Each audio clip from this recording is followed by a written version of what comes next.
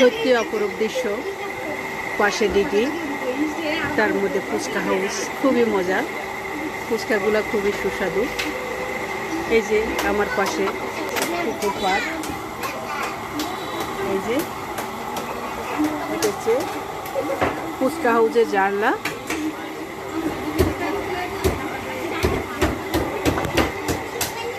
সুন্দর একটা পরিবেশে যদি সুন্দর খাবার খাওয়া যায়, মনে আর কিছু লাগে না।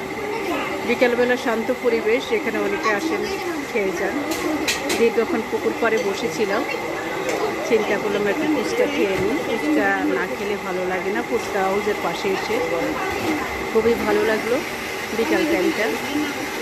কারা কারা ফুচকা প্রেমী আছে অবশ্যই আমাকে কমেন্টে জানাবেন। আমার খুব প্রিয় কিন্তু।